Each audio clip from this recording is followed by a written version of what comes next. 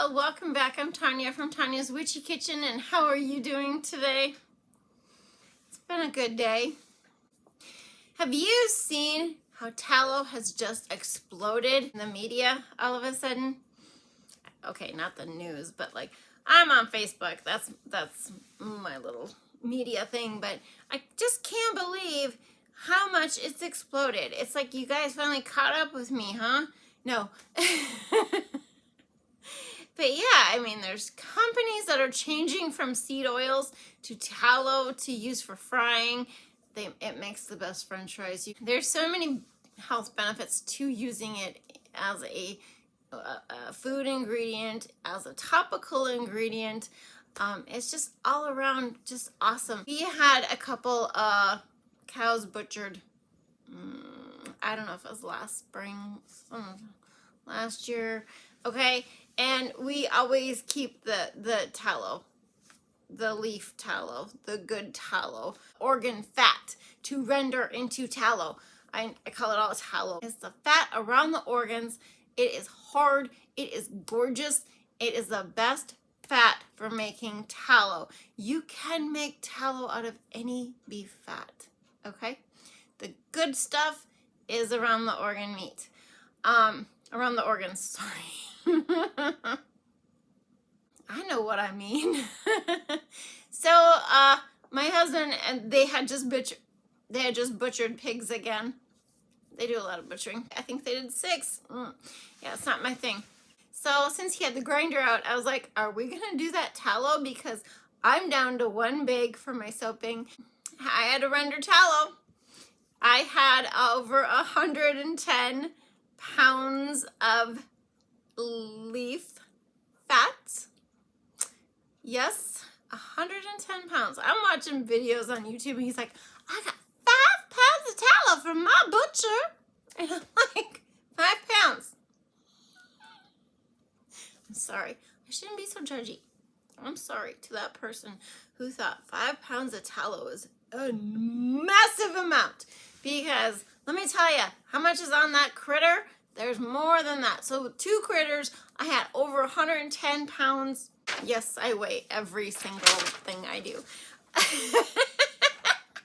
I had 110 pounds of unrendered beef fat, and I ended up with just over 100 pounds, almost 101 pounds of rendered tallow. Guess what we're doing today? I'm going to show you how I rendered that tallow. Yes, it's gorgeous. It's just gorgeous and so freaking hard. It's so unbelievable to describe. It's so dry when you play with it. Yeah, I'm playing with it. You gotta play with it, and it's so dry. It's crazy. Like, I mean, just the fat itself, you could just, it's like, oh, this is so cool. But I didn't.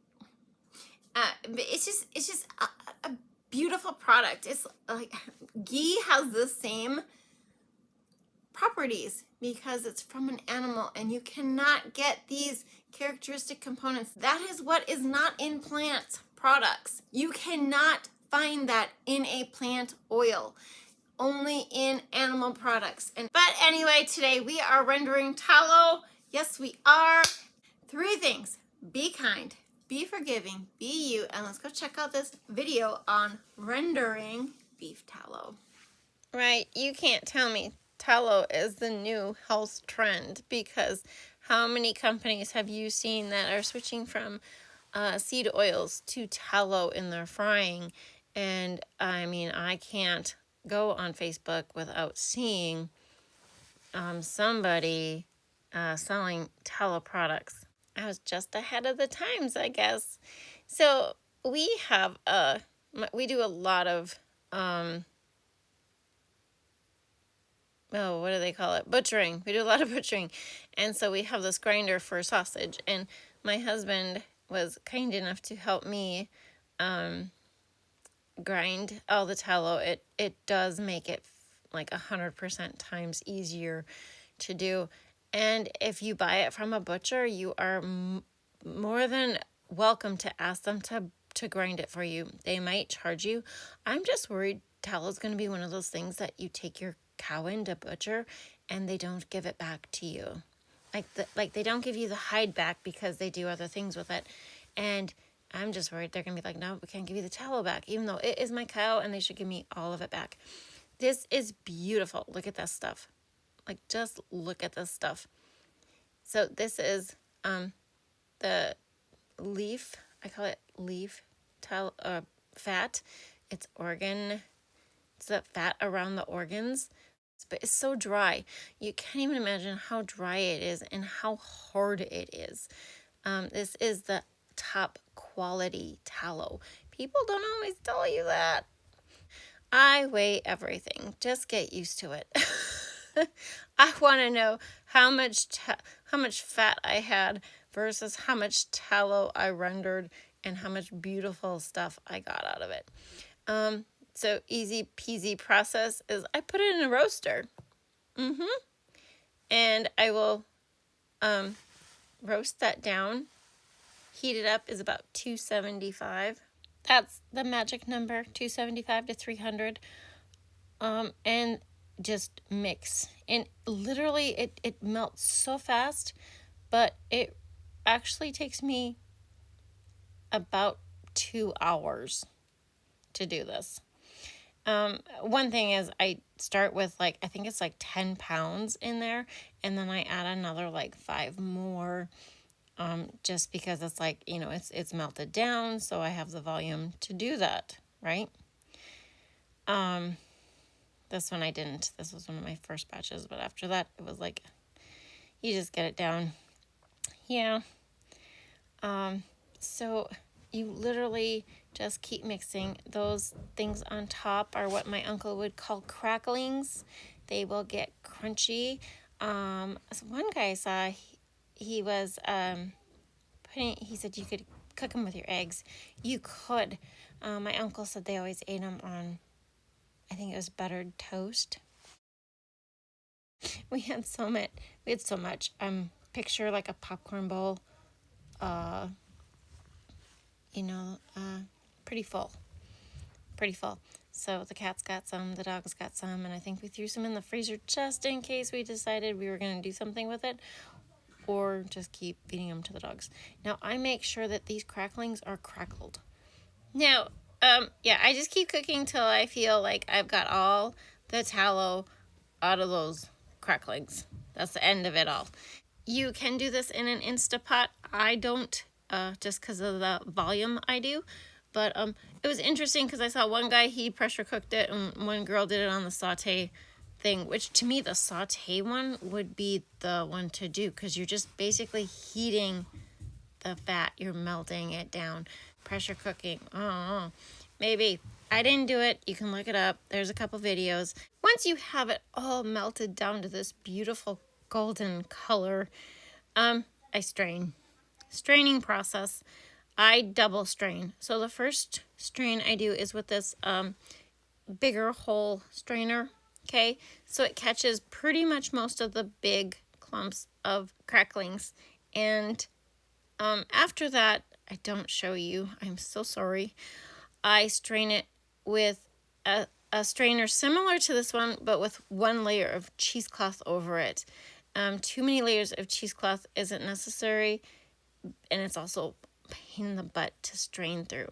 So I push it down, I strain it out. I used to put them in BPA-free plastic containers, but actually what we do now is we put them in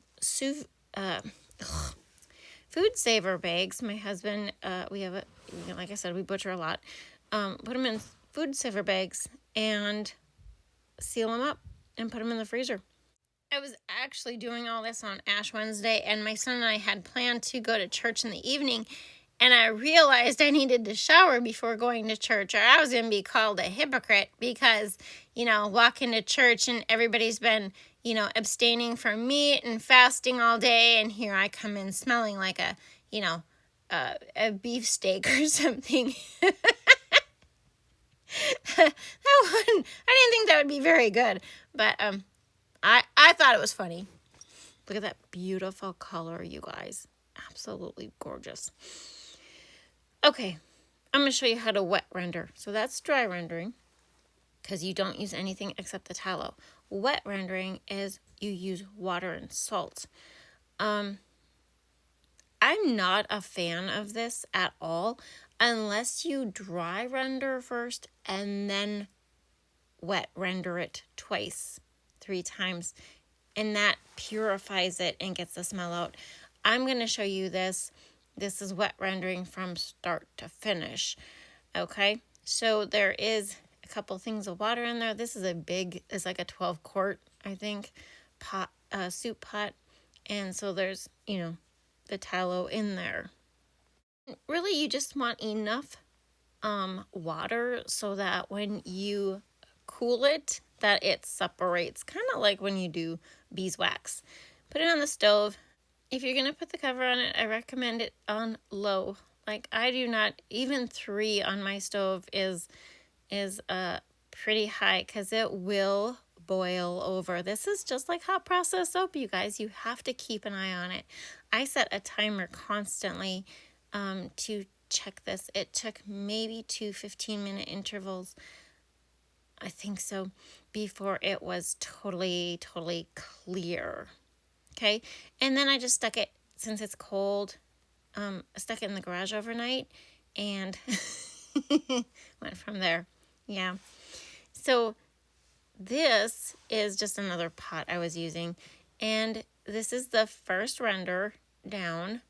And like I said, I'm not a big fan of doing it this way right away. I like to dry render, and then I like to wet render for purification purposes. Okay, so you basically take out the tallow, and the water beneath is just grody. Like I said, I don't like doing it this way first. It's just harder. For me, it's harder, and some people have great luck with it. And for me, I find it harder. But I'm going to show you the process anyway, because I had the time. So you put it back. Once you clean that off as best as you can, you put it back into the pot, and we're adding salt. Okay, I'm adding water, and then about a tablespoon or 2 tablespoons of salt. I really don't know if there's a specific ratio for that. The salt is supposed to pull out impurities, and since it seems to work, and there's my kosher salt, since it seems to work, I just keep doing it that way. Okay, put the heat on and on low, and do the same thing again. Okay, if you dry render, like the first part of the video, and then you wet render 2-3 times, you do it until you get the smell all gone, so it doesn't smell like beef. Okay, that's how you do it. If we had stuff that there was the first strain we did, my husband was too impatient and didn't let me do the cheesecloth. But he was like, I'll just use this for cooking. And I was like, okay, fine. So that one is labeled cooking, but everything else is labeled, for how many pounds it is. So see, you just want to make sure you melt it down. I like to mix it up really, really well, just to, purify the tallow, and put it outside in the garage for the cats, to torment the cats for a while. So here's the second. I did this like 3 times for sure. I told my husband I might actually do it again on the wet rendered, because I just hate doing it wet rendered 100%. I love doing the dry to wet. But as you can see, this is super hard. This is like beeswax hard. So what you do is you flip it over and you clean off that bottom section, just like you do beeswax. And then you put it back into clean water. I'm going to stress this. This is clean water and more salt, and do it again until you're happy with your product. That's really all there is to it. It's a lot of babysitting and a lot of waiting and, checking, but it's so worth it. It is so worth it. And I'll tell you what, it's a lot less slimy than rendering pig lard. Yuck. And here is my 100 pounds of tallow, nice and frozen, ready for me to pull out and soap or make products with. And as always, I hope you had a good time. Thank you for dropping by, and I will see you next time. Bye-bye.